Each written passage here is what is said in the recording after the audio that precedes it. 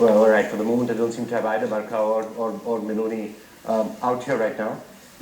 So perhaps the best time at a moment like this, when we are still trying to re-establish things with all of our reporters out there, to once again just to remind everyone what exactly happened last night, what's been happening for the last 22 hours, some of the most disturbing 22 and a half hours that we've ever seen in this country. Let's just remind ourselves of that, and we try and go back to Miloni, try and go back to Varkha, keep track of the fire at the Oberoi, and perhaps get an update from the Taj as well, all of that in just a second or two. But let's just catch up with what's been happening for the last 22 hours.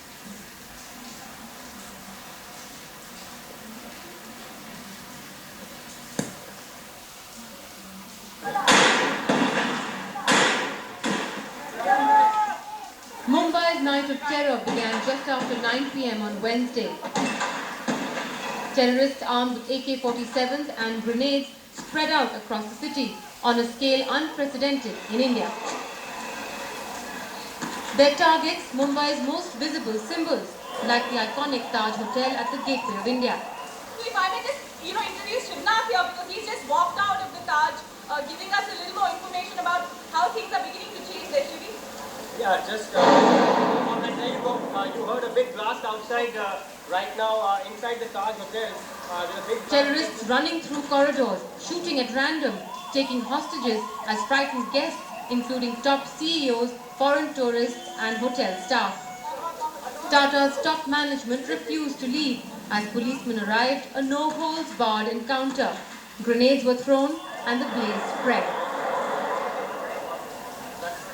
It was Mumbai's 9/11, as our visuals showed, people screaming for help from their rooms. The police is now taking charge along with the army to try and ensure that the encounter inside does get a little extra support. I just noticed inside the lobby there are plenty and plenty of people who are actually making phone calls to their colleagues, their friends, as the staff at the hotel and the police are letting nobody out. The vehicles are now getting ready to park and get their army men down on the task. Rescue squads working overtime, fire engines bringing down trapped men, women and children. Just kilometers away, similar scenes at the Oberoi Trident, the entire hotel lobby on fire.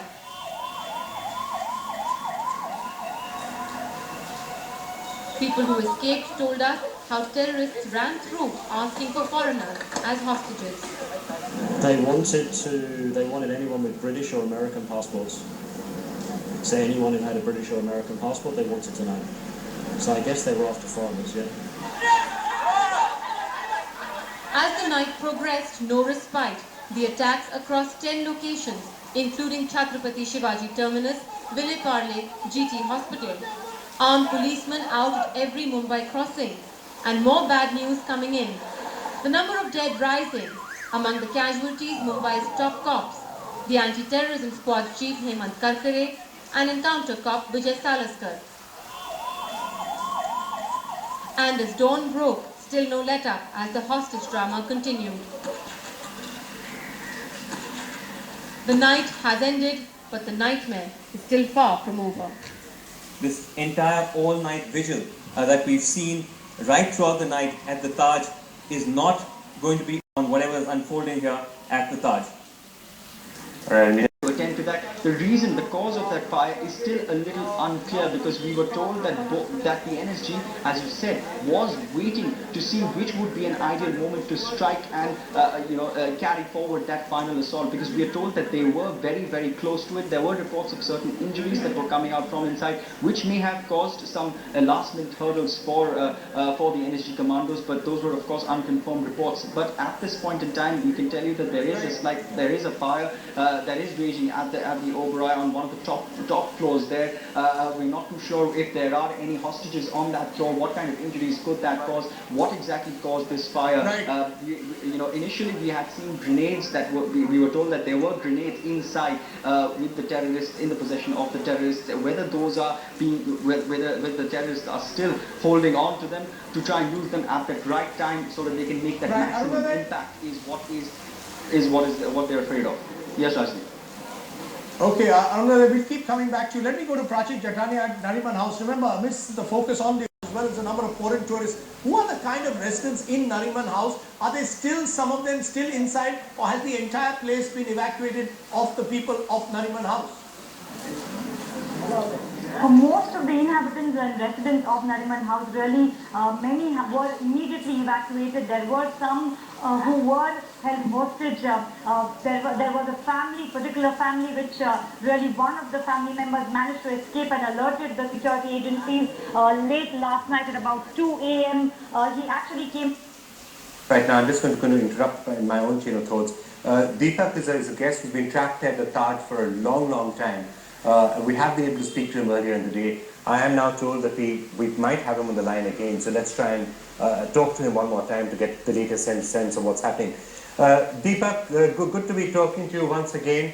What has been happening there since we last spoke, what was it, 3 or 4 hours back?